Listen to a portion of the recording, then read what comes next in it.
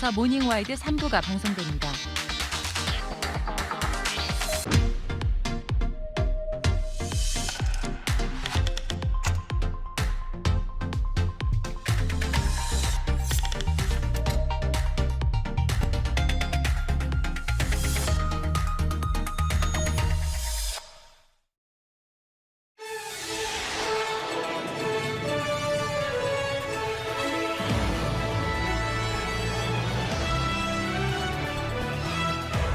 여자친구를 흉기로 위협해 다치게 한 혐의로 구속된 남성.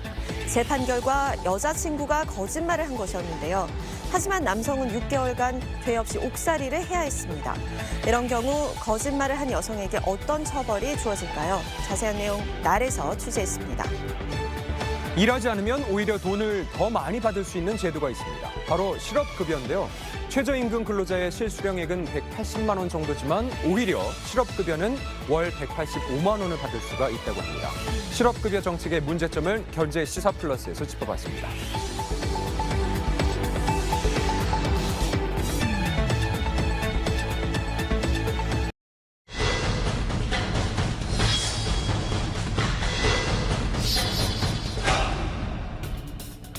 한 남성이 여자친구 때문에 억울한 일을 당했다고 하는데요.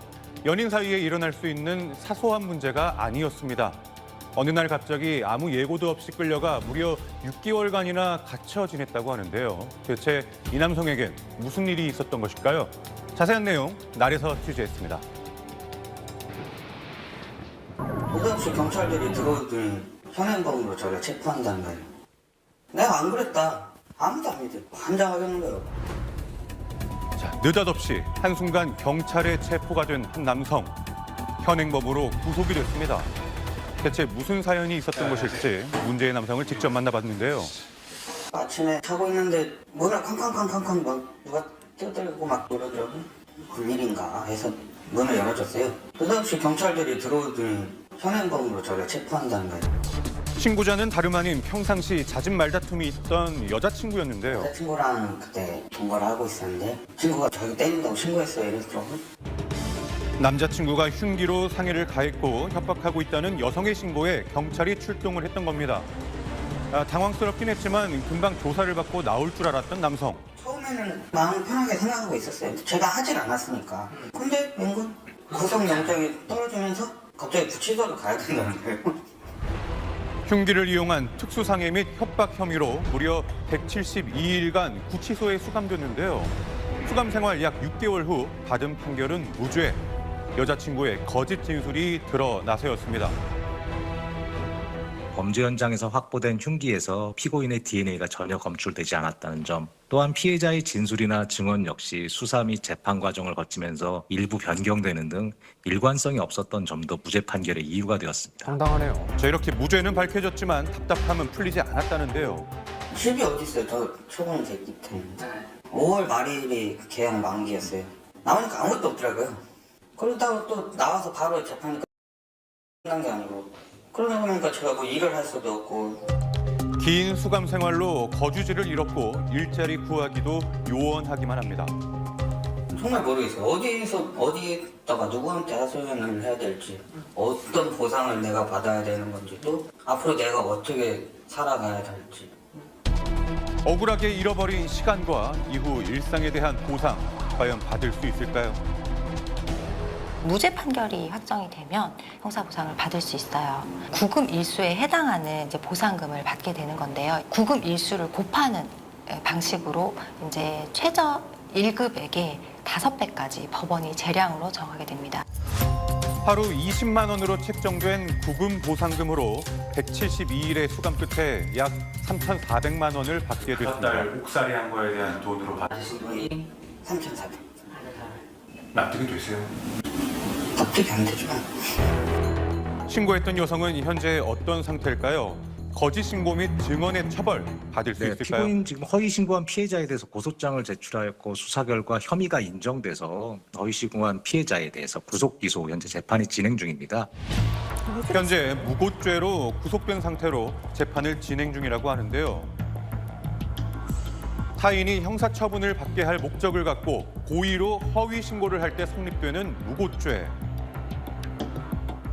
과거에는 사람들이 피해자 진술 자체만으로 증거가 돼서 유죄가 인정될 수 있다는 것에 대한 인식이 없었어요. 미투 운동 이후에 피해자 진술만으로도 유죄가 선고될 수 있다는 인식이 확산되면서 피해자들이 이제 고소를 하기 시작한 거죠. 자, 무고죄 발생 건수는 증가세를 보이고 있는데요.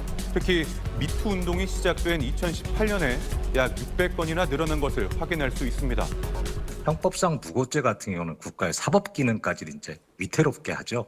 그래서 이제 지금 형법상으로 10년 이하의 징역 또는 1,500만 원 이하의 벌금에 처하도록 규정을 하고 있습니다. 자, 무고죄 실형 선고 사례도 늘고 있습니다. 징역 7년형에 중형까지도 선고된 바가 있는데요. 만약에 이제 무고의 상대방 입장에서는 혐의를 벗기 위해서 이제 각고의 노력을 기울일 수밖에 없고 뭐 금전적인 거나 정신적인 거나 본 사건과 같이 억울한 수감 생활까지 이어지게 되면은 실질적으로 회복되기 어려운 손해가 발생할 수 있습니다.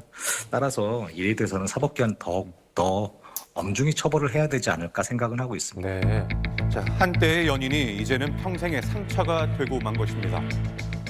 얼마를 손해배상을 받아도 복구할 수가 없기 때문에 그냥 되게 죽는 그날까지, 저 죽는 그날까지 눈 감으면 생각나고 오라통 터지고 할 것 같아요. 또 나 같은 피해자가 안 생겼으면 하는 게 그게 좀 네. 누명의 억울한 만큼 쓰라린 것도 없겠지요. 타인에게 악의적으로 상처를 입히려는 행위, 자신 역시 무사할 수 없음을 알아야겠습니다.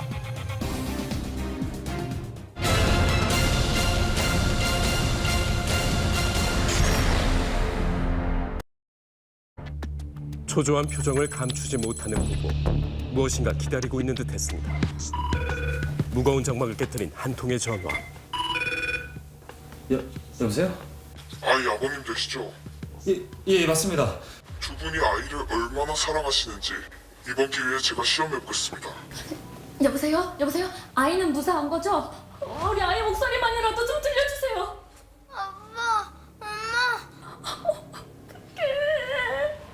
일단 보고 준비하세요. 신고가 잘못된 듯하면 영영 아들을 벌써 없앨 겁니다. 여보세요? 여보세요? 몸값 5억 원을 준비하라는 말과 함께 끊긴 납치범의 협박 전화. 무섭다면서 흐느끼는 아이의 울음소리가 부모의 귓가에 맴돌았습니다. 아들!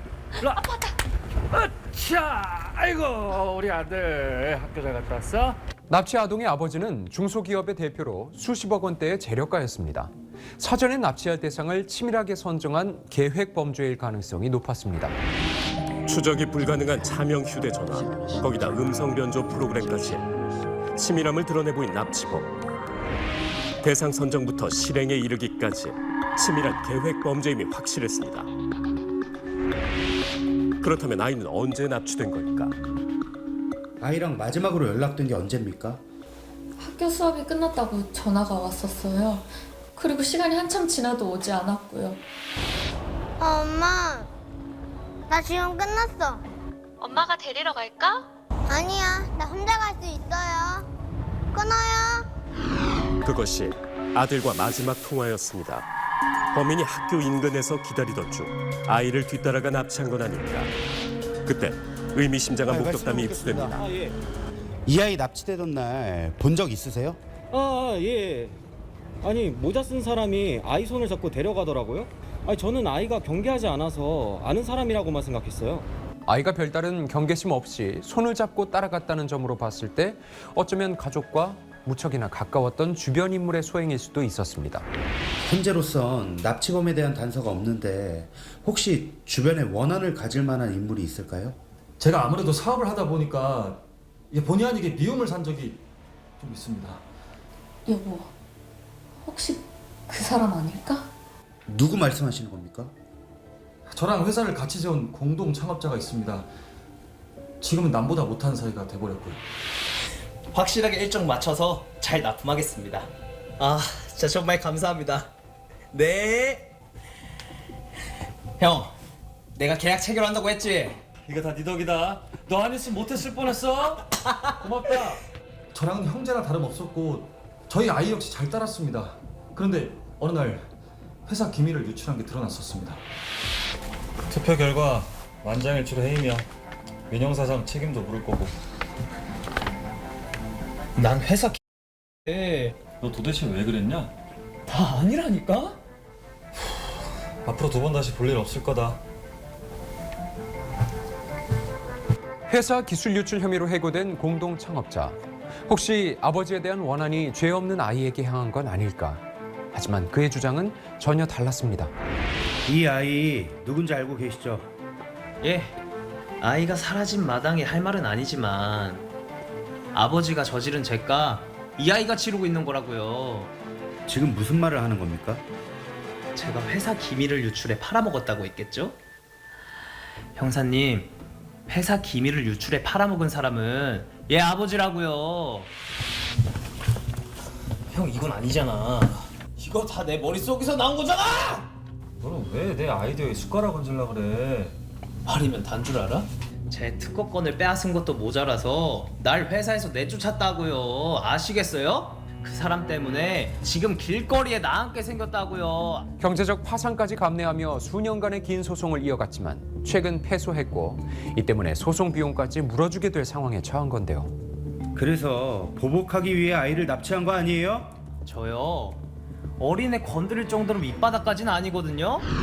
아이에겐 죄가 없다는 공동 창업자. 끝까지 자신의 결백을 주장했습니다. 아이가 살아있을 확률은 시간이 흘러가며 점차 희박해져 갔는데요. 혹시 의심 가는 다른 사람이 있나요? 한 명 있습니다. 지금은 어디에서 뭘 하는지 모르겠는데 몇 년 전에 저희 가족을 엄청 괴롭혔던 여자가 있어요. 나가 이거 걔 이겼다. 아저씨 아프잖아. 야, 그렇다고 밀면 어떡해? 너 지금 친구한테 뭐 하는 거야? 어떡해, 너무 미안해요. 괜찮아요. 신경 쓰지 마세요.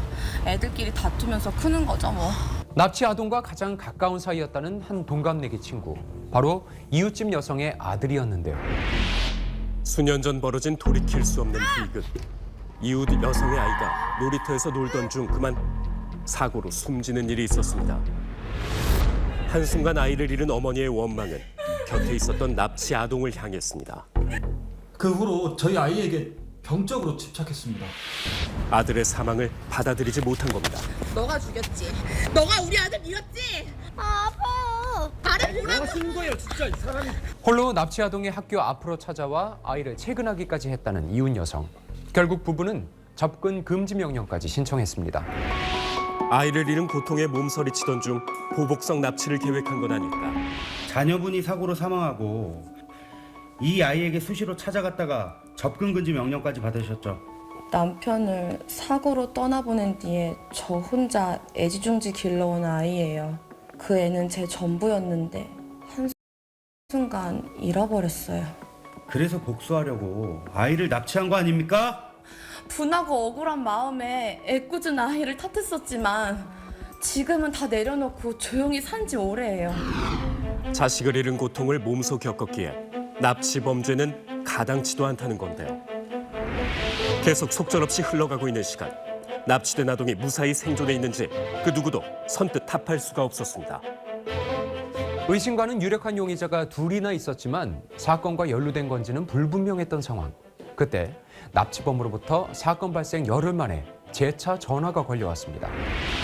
떨리는 손으로 전화를 받은 아버지. 애써 침착하게 말을 이어갔습니다. 여보세요?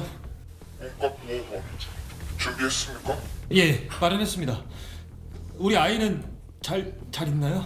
제가 무사히 돈만 받게 되면 아이는 내일 두 분의 품으로 돌아가게 될 겁니다. 지금 즉시 돈 갖고 공원으로 오세요. 경찰은 5억 원이 담긴 돈가방 안에 소형 위치 추적기를 숨겨두고 이를 통해 납치범의 위치와 동선을 추적하는 계획을 세웠죠. 그런데 곧 예기치 못했던 일이 벌어졌습니다. 약속 장소 도착과 함께 울린 휴대전화.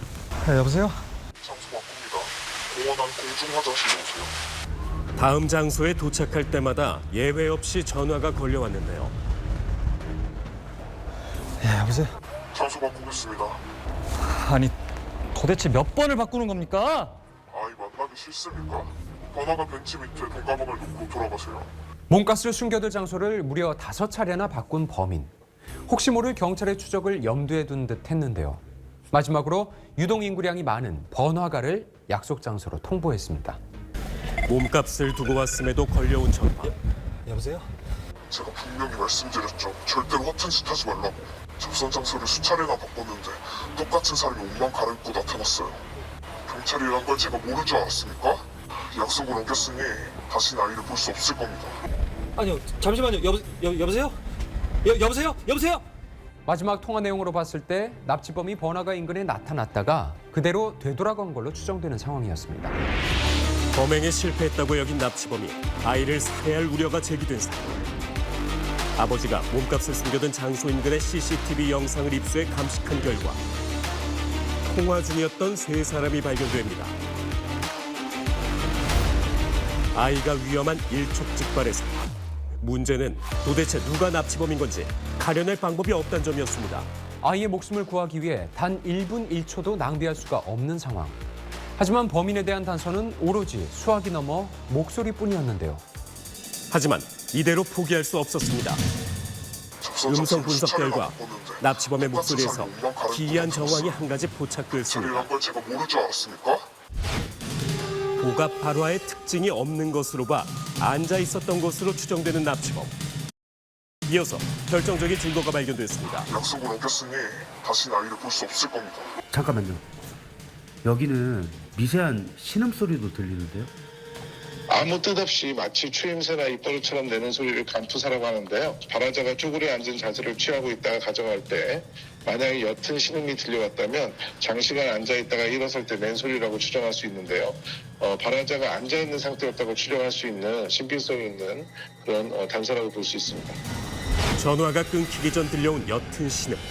납치범이 앉아있다가 일어서는 동시에 전화를 끊어버린 것으로 추정됐는데 음성 분석 수사 결과와 정확하게 일치하는 행동을 보이는 인물이 있었습니다.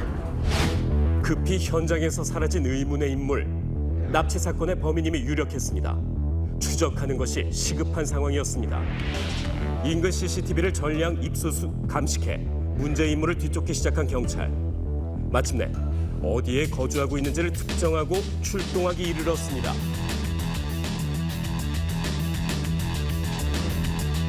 과연 납치된 아이는 살아있는 걸까? 숨을 죽인 채 현관문을 두드린 경찰. 문이 열리는 즉시 유력 용의자를 제압함과 동시에 내부로 진입한 결과 납치된 아이를 발견할 수 있었습니다. 납치 아동에게서 학대나 폭행의 흔적은 없었습니다. 몹시 두려움에 질려 있다는 점만 제외하면 건강상 이상은 없었죠. 왜 그 아이를 납치 대상으로 삼은 겁니까? 몇 년 전 그 아이의 아빠의 비서로 일했어요.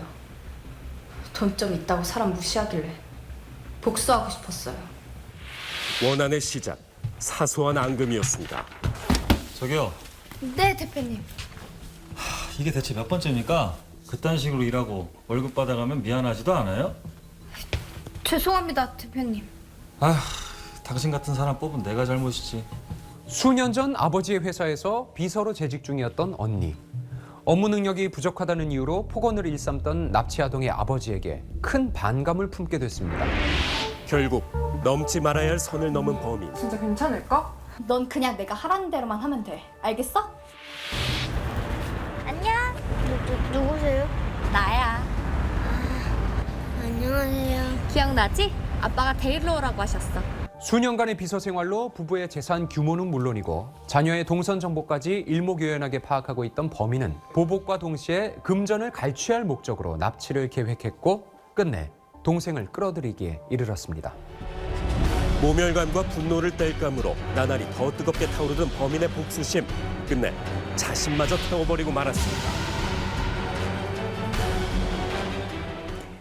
실직한 고용보험 가입자가 재취업 활동을 할 수 있게 도와주는 실업급여 들어보셨나요? 생계 불안을 줄이고 재취업을 촉진하기 위해 만들어졌지만 실상은 전혀 다르다고 합니다. 네, 맞습니다. 꼼수를 부리고 편법을 사용하는 사람들 때문에 고용보험기금의 재정 수지도 5년 내내 적자를 기록하고 있는데요. 자세한 내용은 경제시사 플러스에서 준비했습니다.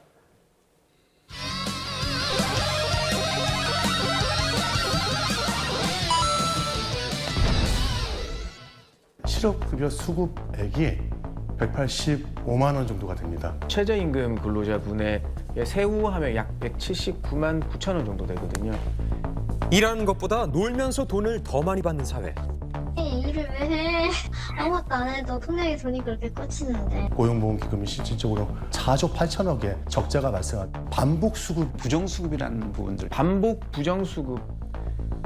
이런 문제가 발생하는 이유는 바로 무늬만 구직자를 양산하는 실업급여. 실업급여는요, 그 갑작스러운 실업에 대비해서 생계 불안 없이 재취업 활동에 도움이 되라고 하는 그 사회적 부조 제도예요. 취업이라는 부분을 전제로 해서 이 취업을 활동을 했을 때 지급되는 소정의 기금이라고 할 수 있겠습니다. 그동안 정말 감사했어요. 본인의 의지로 퇴사를 하는 자진 퇴사. 그리고 You fire. 부회장님. You fire too. 권고사직이나 계약 만료 등 비자발적인 사유로 퇴사한 후 재취업을 위해서 노력할 때 지급하는 실업급여. 계약 만료로 실제로 실업급여를 받았던 사람은 제도를 조금 다르게 생각하고 있다고요. 저는 제가 뽑히지 않을 것 같은 곳을 위주로 일단은 넣었고요. 낚시 브랜드 포토그래퍼, 사회복지사 채용 전혀 연관이 없는 분야거든요. 다시 취업을 하고 싶다라는 목표보다는 실업급여를 타기 위한 지원이 아니었나 싶습니다. 약간 꽁돈을 받는 기분이기는 했죠. 왜냐면 일을 안 하는데 그 정도의 큰 돈이 어떻게 보면 통장에 그냥 매달 월급처럼 들어오기 때문에. 실제로 최근 5년 동안 실업급여 지급액을 살펴보면 10조가 넘는 금액이 사용된 걸 확인할 수가 있었습니다. 실업급여는 어쩔 수 없이 받는 거죠. 내가 받으려고 실업급여를 받으려고 하는 자체가 된다 그러면은 이거는 이제 모랄 해저도 연결될 수가 있는 문제죠. 지금은 실업급여 역전 현상이라고 할 거예요. 만약에 그 최저임금 주 40시간 하는 일하시는 최저임금 근로자분의 세전급여는 201만 580원이고요. 세후하면 약 179만 9천 원 정도 되거든요. 최저임금과 가까울 경우 최저임금의 80%까지 지급하도록 우리가 개정한 부분들이 있었습니다. 이직 전 평균 임금의 60%로 산정하고 하한액은 최저시급의 80%로 계산하면 실업급여 수급액이 185만 원 정도가 됩니다. 그러다 보니까 도리어 한 5, 6만 원 정도 더 많이 받게 되는 그런 현상까지 벌어지니까 소득 대체 OECD 평균 같은 경우 69% 수준 내밖에 안 되거든요. 빨리 일자리를 구해야 되겠다는 그런 의욕을 좀 떨어뜨리는 거 아니냐. 이게 도덕적 해이와 겹쳐지면서 반복 수급에 관련된 사항들이 많이 벌어지고 있다고 볼 수 있겠죠. 실업급여를 19회에서 24회까지 실제로 수급한 일원들이 발견될 수 있습니다. 3회 이상 반복적으로 수급한 사람은 꾸준히 증가하는 추세인데요. 지난해의 경우 10만 명이 넘었습니다. 취업 대신에 실업급여를 택하는 사람이 많아지다 보니까 짧은 기간 일하기를 선호한다고 하네요.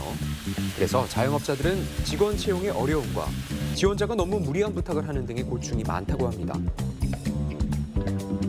6개월 일하고 이제 실업급여 안 받으면 바보라는 걸 있을 정도로 그냥 받는 사람들이 많으니까 계속해서 뽑은 횟수만 따져도 제가 1년 동안 9일에 40번을 넘게 했다 보니까 그런 점에 너무 지치고 자기가 실업급여를 받고 싶은데 어떻게 하냐고 물어보면 자진퇴사가 아니라 권고사직으로 처리를 해주는 경우도 많습니다.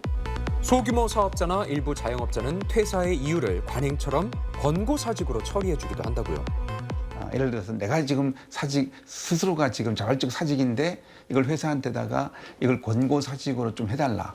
이렇게 해서 회사가 그걸 들어주면 이것도 이제 부정수급이 되는 거죠. 이직 전 18개월 동안 내가 퇴사하고 나서 18개월 동안 그 180일만 채우면 되는 거예요. 이거는 그냥 주 5일제로 했을 때 7개월 반만 있으면 7개월 반이라고 퇴사하면 또 실업급여 받으실 수 있어요. 그러니까 근무 일수만 채우면 실업급여 신청이 가능하다 보니까 과정을 반복하면서 수급이 이루어지는데요. 이 때문에 허위로 등록하는 일까지 있다고요. 작게 회사를 운영하니까 주변에서 도와달라고 하는 분들이 있어요. 실업급여 받게 이름만 좀 올려달라고. 뭐 안 해줄 수도 없고. 내가 모자라고 있다? 그러니까 그건 내 지인이나 지인이 대표로 있는 회사에다가 잠깐 한 달만 계약직으로 올려줘 하면 180일이 채워짐과 동시에 나머지 마지막 그 퇴사 사유가 중요한 거니까 나 마지막에 그냥 자진퇴사도 참 계약 만료로 신고를 하면 그냥 일사천리로 해결되는 거거든요. 적발된 부정수급 건수는 해마다 2만 건이 넘었는데요. 이로 인한 문제는 꽤 심각했습니다. 일자리 관련된 예산이라고 하는 약 30조에서 35조 정도 되는 기금 중에서 실업급여로 나가는 돈이 12조, 13조까지 그리고 최저임금과 연동되다 보니까 그 임금이 최저임금이 인상되면 자동적으로 인상될 수밖에 없죠.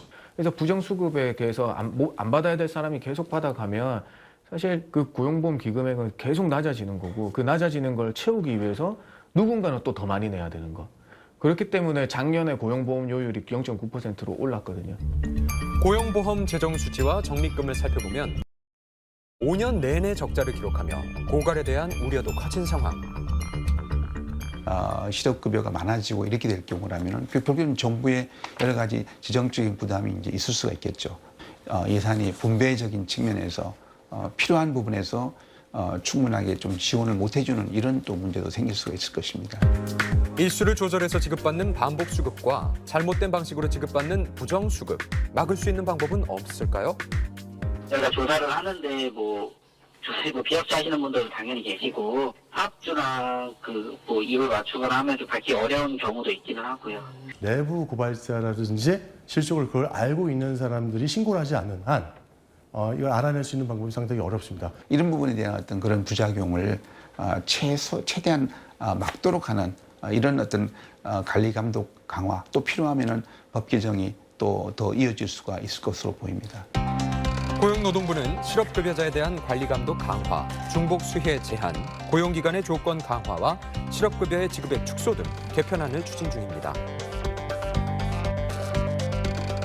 일명 엉터리 구직자와 무늬만 구직자들에 대한 실효성 있는 대책이 꼭 필요하겠습니다. 네, 가볍게 반팔 티셔츠에 샌들만 신어도 남다른 패션 센스를 드러낼 수 있는 방법이 있다고 합니다. 뭐죠? 네, 이맘때 유독 돋보이는 이 손톱, 발톱 꾸미기가 아닐까 싶은데요. 맞아요. 이게 보기는 형형색색 예쁠 수는 있어도 소문에 의하면 뜻밖의 복병을 만날 수가 있다고 합니다. 이게 과연 사실인지 그 진상을 수상한 소문에서 확인해 보시죠.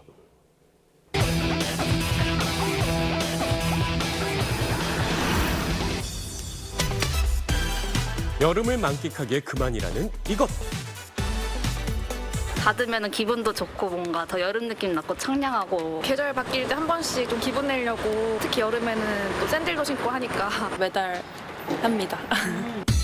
네일 아트. 그 이름처럼 손톱에 예술이 펼쳐졌습니다.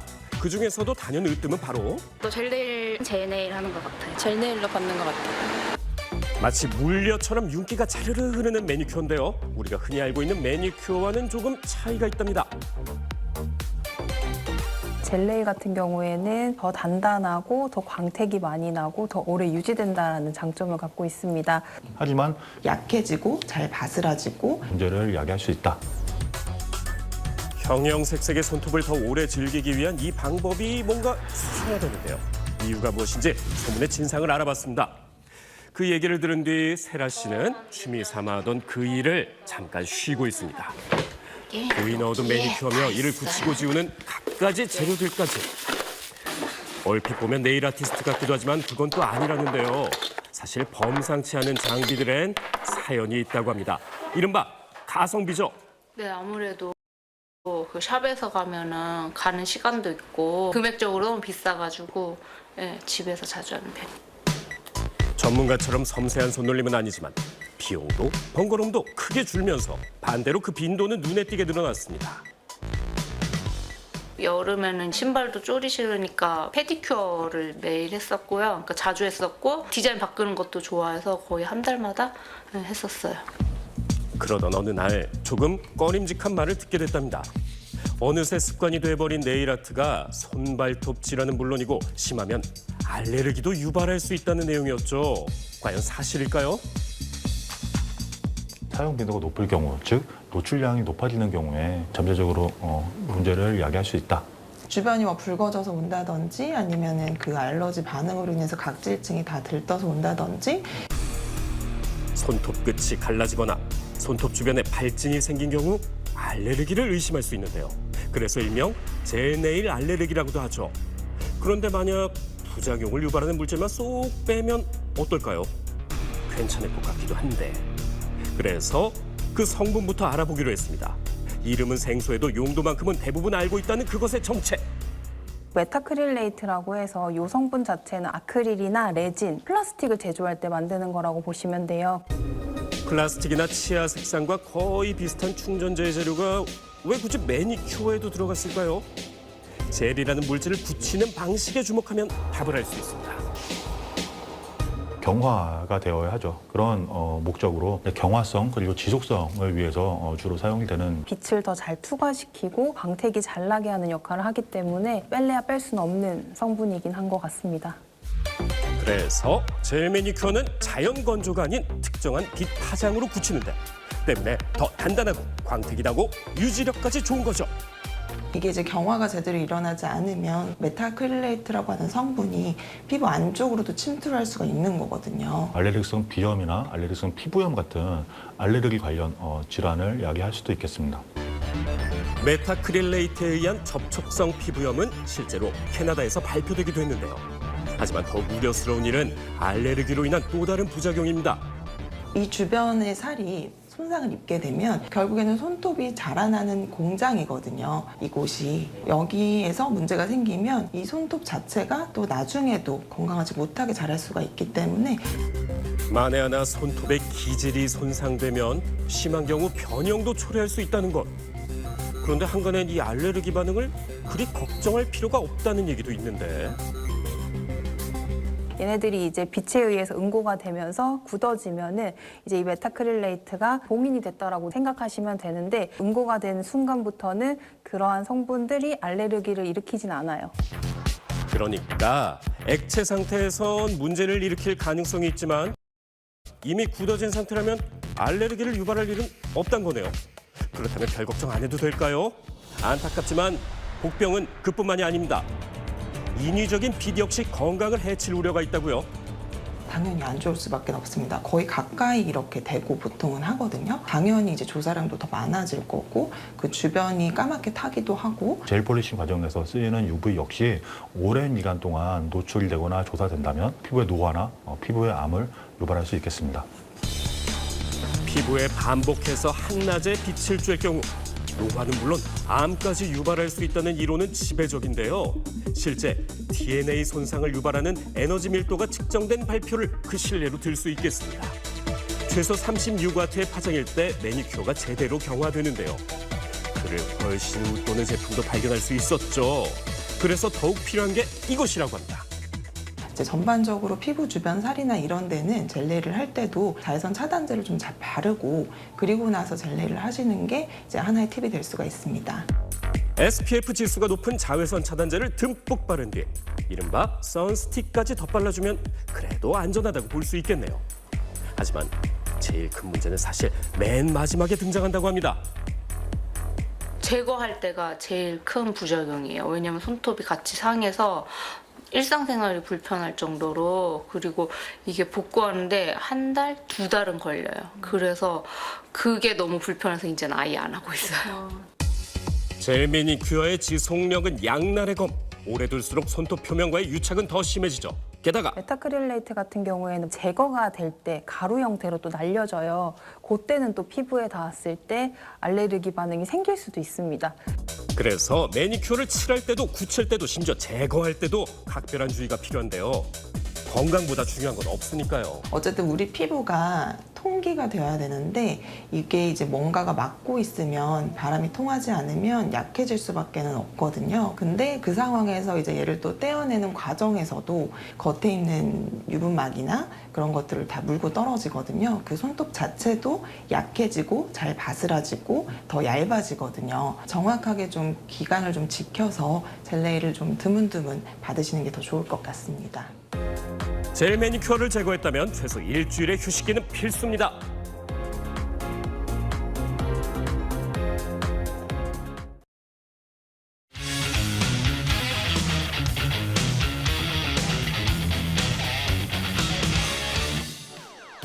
네, 연예 뉴스 오늘 첫 번째 소식은 이혜승 아나운서가 준비했습니다. 네, 데뷔한 지 11년이나 됐지만 늘 화제를 몰고 다니는 그룹이죠. 엑소 소식인데요. 네. 이번엔 조금 안타까운 소식입니다. 엑소의 멤버 3명과 소속사가 전속계약 해지를 놓고 전혀 다른 주장으로 대립하고 있다고 합니다. 자세한 내용 화면으로 확인해 보시죠. 지난 1일 인기 아이돌 그룹 엑소의 멤버 3명 센과 백현, 시우민이 소속사 SM엔터테인먼트를 상대로 전속계약 해지를 통보하며 갈등이 시작됐는데요. 먼저 가장 큰 화제가 된 것은 노예 계약 문제입니다. 엑소 내 유닛 그룹 첸백씨로 활동한 세 사람, 지난 4일 SM을 거래상 지위남용 행위로 공정거래위원회에 제소했습니다. 첸백 씨는 SM이 12년 내지 13년의 장기 전속 계약을 하고 다시 후속 계약을 통해 최소 17년 또는 18년 이상의 노예 계약을 체결하게 했다고 주장했는데요. 첸백 씨 측은 법률 대리인을 통해 계약서의 일부 내용까지 공개하면서 부당한 계약이라고 주장했습니다. 계약서에는 정해진 최소 수량의 앨범을 발표하지 못하는 경우 이를 이행하는 시점까지 계약 기간이 자동 연장된다고 기재됐는데요. 기간에 상한도 없다며 이는 명백히 노예 계약이라고 주장하고 있습니다. 또한 지난해 말 재계약 당시 SM 측의 지속적인 회유와 분위기 조장으로 엑소를 지키기 위해 사인을 한 것이라고 전했습니다. 이에 대해 SM 측은 전속 계약 기간은 2018년에 대법원으로부터 정당하다고 인정받은 계약 조건이라며 첸백 씨 측이 주장하는 노예 계약이라는 것은 사실과 다른 주장이라고 반박했습니다. 이어 재계약 당시 변호사와 함께 충분한 협의 후에 진행한 자발적 재계약이었다고 말했습니다. 또 다른 쟁점은 전속계약 해지의 사유가 된 정산 문제입니다. 첸백 씨 측은 지난 3월부터 7차례에 걸쳐 소속사에 내용 증명을 보내 정산 자료 사본을 요청했다고 합니다. 하지만 소속사에서 사본을 제공할 수 없다고 했고 이는 전속계약 해지 사유라는 입장을 밝혔습니다. 이에 대해 SM은 아티스트가 원할 시 언제든 정산 자료를 열람할 수 있게 해줬다고 맞섰는데요. 이어 지난 5일 공식 입장을 통해 그간 정산 자료를 제공하지 않았던 것은 제3의 세력이 개입이 의심됐기 때문이었다며 첸백 씨에게 정산 자료를 제공할 것이라고 밝혔습니다. SM은 정산 자료 안에 멤버별 활동 내역과 계약금, 정산 요율 같은 민감한 개인정보와 여러 가지 기밀 사항이 있어서 보안에 철저해야 한다며 사본이 밖으로 나가게 될 경우 외부 유출을 우려했는데요. 이에 다른 부당한 목적으로 사용하지 않겠다는 확인을 받은 후에 정산 자료를 제공하겠다는 전제를 달았습니다.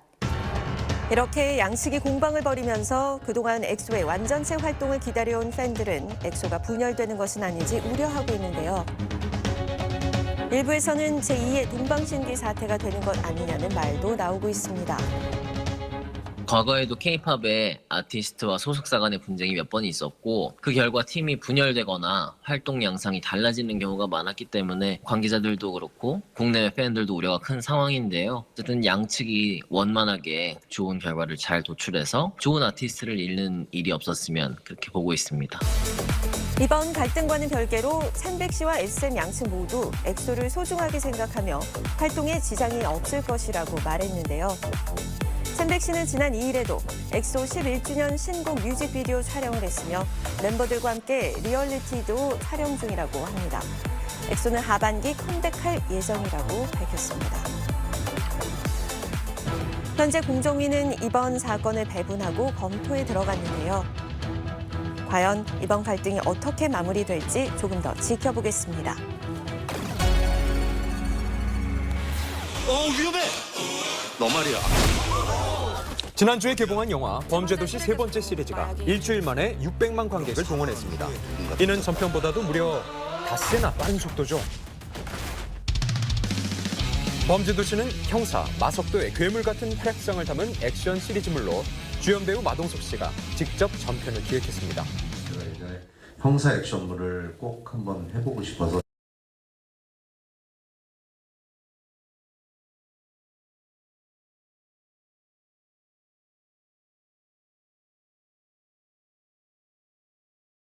범죄도시는 전작 두 편 모두 흥행에 성공하면서 한국 영화 시리즈로의 새로운 장을 펼쳤다는 평가를 받았죠.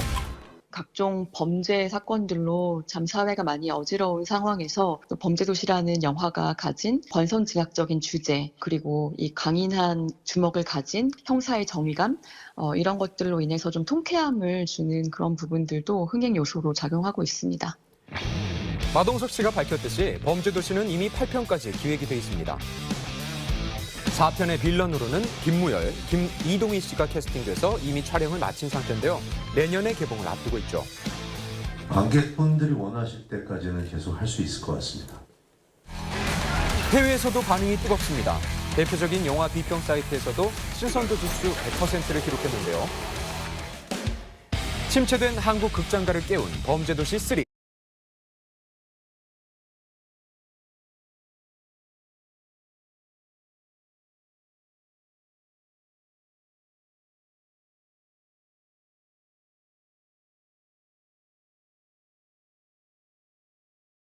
네. 지난해 범죄도시 2도 1,000만 명을 훌쩍 넘었잖아요. 네, 범죄도시 3의 흥행도 어쩌면 예견된 일이 아닌가 싶을 정도인데요.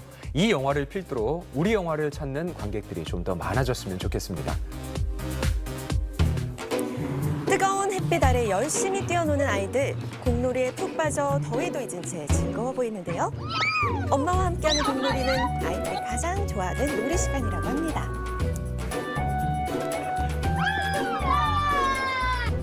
간식 먹으러 갈까? 좋아. 저녁 너무 더워. 열심히 뛰어다닌 만큼 땀도 많이 흘렸습니다. 잘 놀고 잘 먹어야 쏙쏙 크는 아이들을 위해 엄마가 간단한 도시락을 준비했다고 하는데요. 아이들이 집중적으로 먹던 간식의 정체. 달콤한 여름 대표 과일 참외.